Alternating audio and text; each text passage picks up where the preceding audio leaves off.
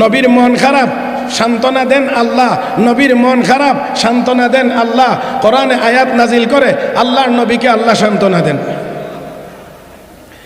নুন ওয়াল কলামি ওয়া মা ইয়াসতুরুন মা আনতা বিনি'মাতি রাব্বিকা বিমাজনুন ওয়া ইন্না লাকা লাআজরান গায়রা মামনুন ওয়া ইন্নাকা লাআলা খুলুকিন আযীম। হে নবী, আপনি মহান চরিত্রের রাসূলি সাবিলা يا ويلتى ليتني لم أتخذ فلانا خليلا لقد أضلني عن الذكر بعد إذ جاءني وكان الشيطان للإنسان خذولا وقال الرسول يا رب إن قوم اتخذوا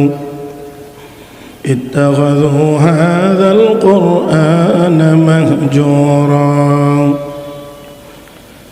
آمنت بالله صدق الله مولانا العظيم وبلغنا رسوله النبي الأمي الكريم ونحن على ذلك لمن الشاهدين والشاكرين والحمد لله رب العالمين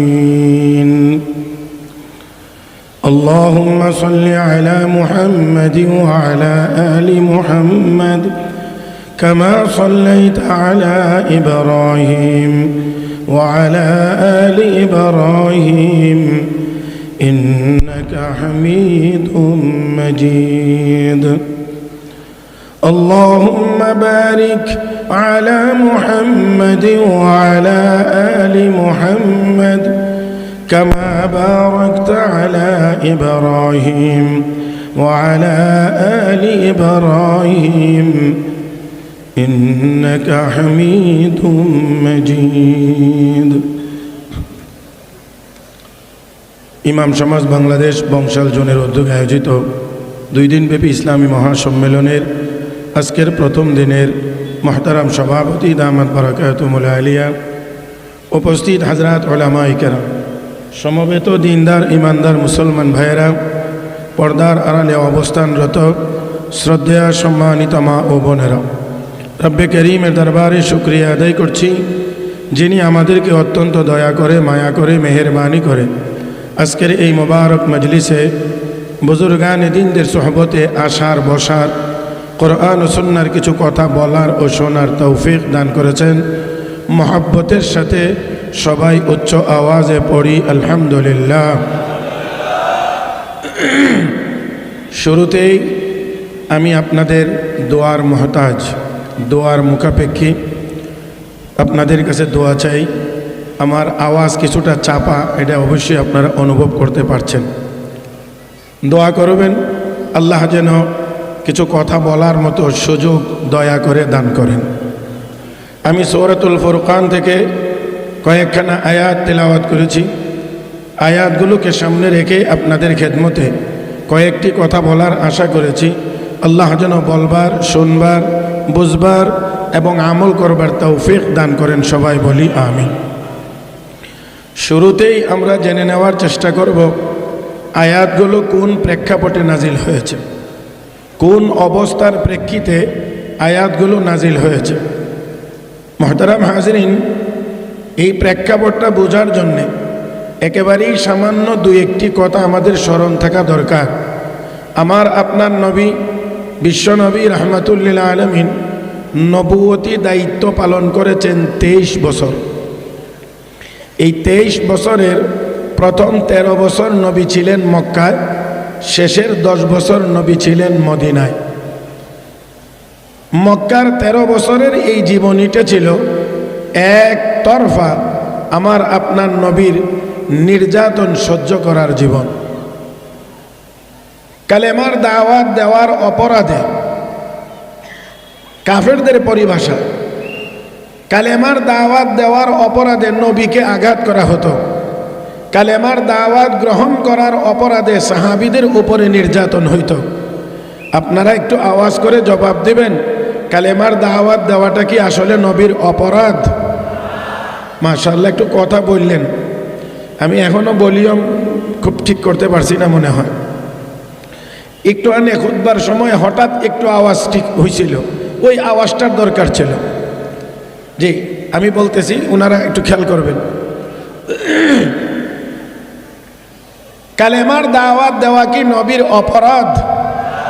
কালেমার দাওয়াত গ্রহণ করাটা কি সাহাবায়ে কেরামের অপরাধ? কিন্তু তারপরেও জালিমরা নবীর উপরেও নির্যাতন করেছে, সাহাবীদের উপরেও নির্যাতন করেছে। তাহলে মনে রাখতে হবে, কালেমার দাওয়াত দেওয়ার কারণে নবীকে যদি নির্যাতন করা হয়, কালেমার দাওয়াত গ্রহণ করার কারণে সাহাবীরা যদি নির্যাতিত হয়, কিয়ামত পর্যন্তই কালেমাওয়ালা মুসলমানদের শত্রুর অভাব থাকবে না। যেই কারণে আবু জাহেলরা নবীকে এবং সাহাবীদেরকে নির্যাতন করত, একই কারণে জালিম বেঞ্জামিন নেতানিয়াহু গাজার মুসলমানদের উপরে নির্যাতন চালিয়ে যাচ্ছে।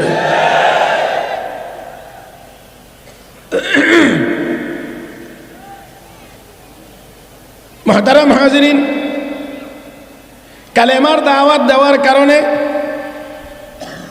নবীর যেমন শত্রুর অভাব ছিল না, ঠিক আমরাও কালেমাওয়ালা হওয়ার কারণে আমাদেরও শত্রুর অভাব থাকবে না। তবে কথা হলো এই, যারা শত্রু ছিল তাদের নাম নিশানা নাই, নিশ্চিহ্ন হয়ে গেছে। কথা আরেও খেয়াল করে আমার দিকে তাকিয়ে শুনবেন। আপনারা লক্ষ্য করলে দেখবেন, সারা পৃথিবীর কোনো জায়গাতে আবু জাহেল নামের কোনো লোক নাই, আবু লাহাব নামের কোনো লোক নাই। বুঝাইতে পারছি না? আপনারা বলবেন আমরা মুসলমান, আমরা আবু জাহেল নাম কেন রাখবো, আমরা আবু লাহাব নাম কেন রাখবো? ভারতে যান, 140 কোটি মানুষ সেই দেশে, 40 কোটি বাদ দেন মুসলমান, 100 কোটি তো তাদের অনুসারী।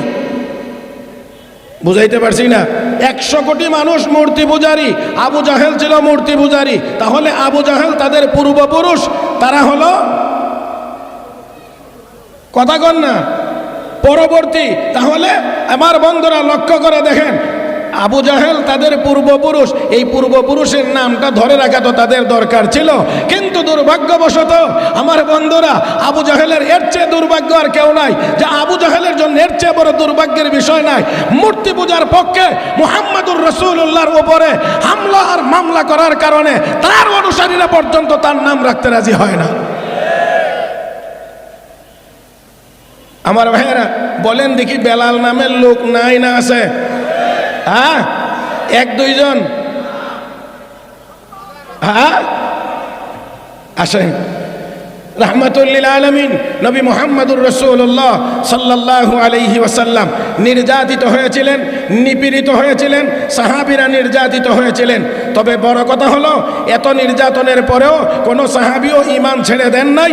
কোনো সাহাবী নির্যাতনের কারণে ঈমান ছেড়ে দেন নাই, নির্যাতনের কারণে আমার নবীও কালেমার দাওয়াত বন্ধ করেন নাই। ঠিক তেমনিভাবে 1500 বছর পরেও নায়েবে নবী, হক্কানি উলামায়ে কেরাম, ইমাম সমাজ, তারাও অনেক হুমকি দামকি সত্ত্বেও হক কথা বন্ধ করে নাই, কোনোদিন হক কথা বলা বন্ধ করবেও না।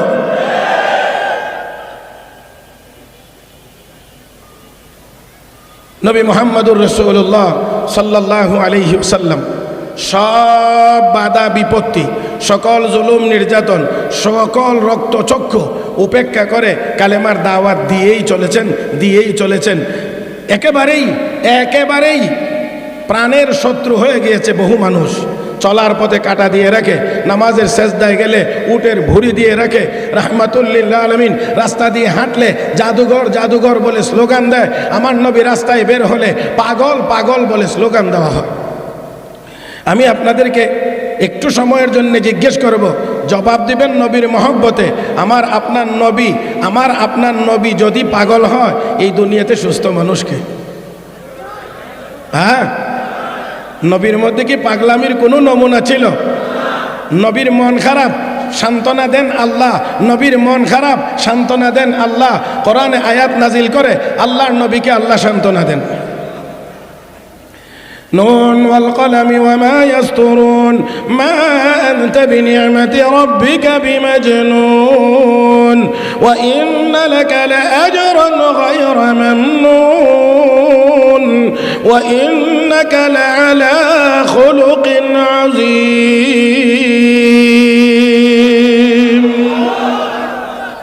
হে নবী, আপনি মহান চরিত্রের অধিকারী। আমার হাতে একেবারেই সময় কম, দ্বিতীয়ত আমার নিজস্ব যে মেশিনটা এটাও সুবিধা না, যেটার সহায়তায় কথা বলতে চাইতাম পারতাম, আশা করছিলাম, সেটাও মনে হয় আমার এই কণ্ঠের জন্য আজকে খুব বেশি সহায়ক না।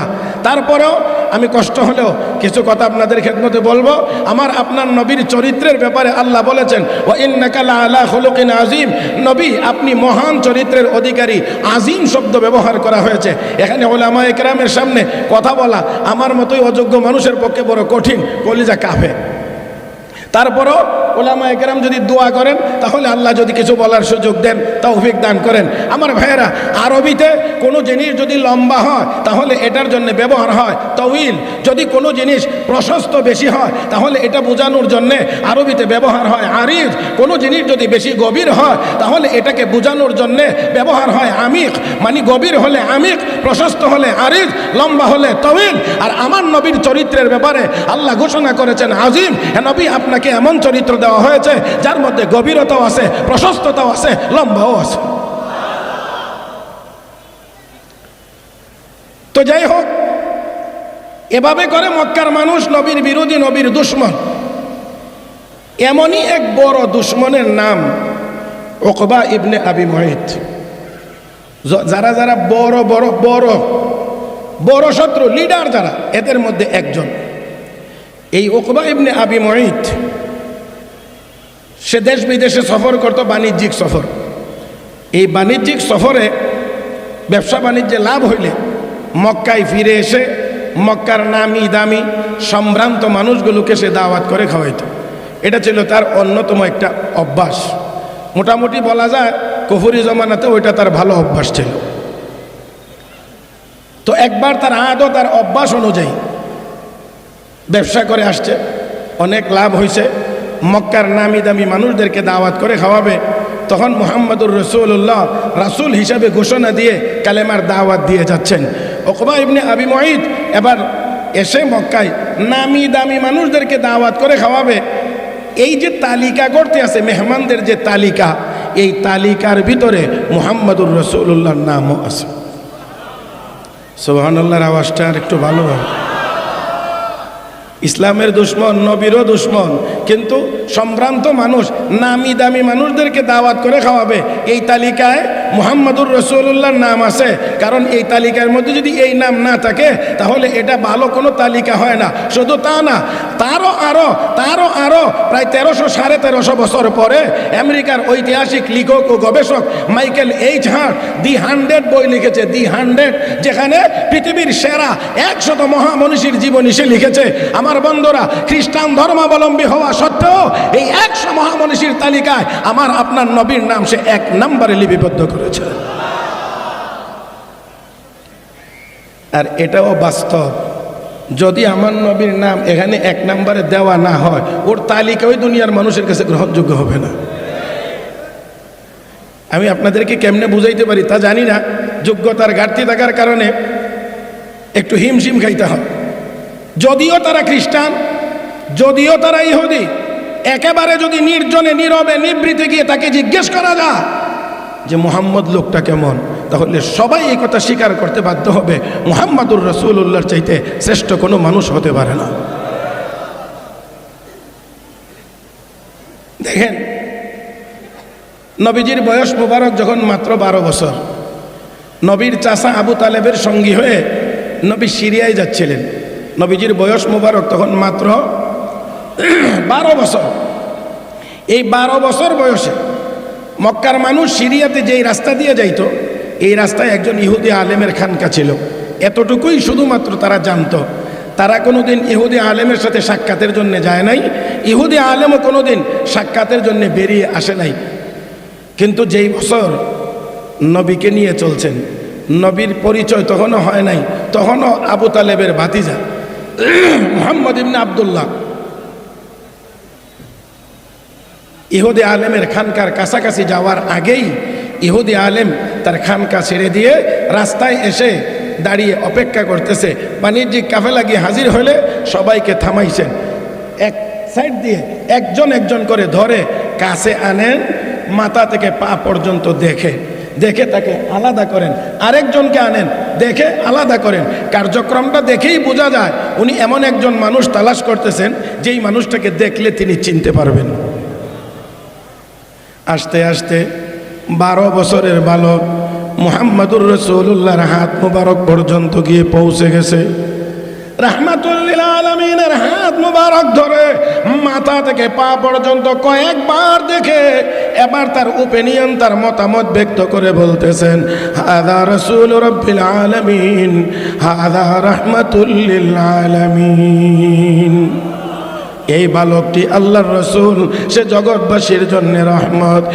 ইহুদি আলেম এই মতামত ব্যক্ত করলে মক্কার মানুষ আশ্চর্য হয়ে বলে, কেমন করে চিনলেন, কেমন করে বুঝতে পারলেন এই বালকটি আল্লাহর রসুল, সে জগৎবাসীর জন্য রহমত? ও মক্কার মানুষেরা শোনো, আমি আমার খানকার ভিতরে মোরাকাবায় ছিলাম, আল্লাহর ধ্যানে মগ্ন ছিলাম। মোরাকাবার ভিতরেই দেখতে পাইলাম তোমাদের বাণিজ্যিক কাফেলার লোকজন এক কদম দু কদম করে এগিয়ে আসতে। আমি এর ভিতরে দেখতে পাইলাম এই কাফেলার ভিতরে এমন একজন মানুষ আছেন, যেই মানুষটি রাস্তা দিয়ে হাঁটতে যাইয়া যখন এই কোনো গাছের নিকট দিয়ে অতিক্রম করে, আমি তাকিয়ে দেখতে পাই রাস্তার দুই দিকের দাঁড়িয়ে থাকা গাছপালাগুলো মাথা নত করে ওই ব্যক্তিটাকে সম্মান জানাইতে আসে।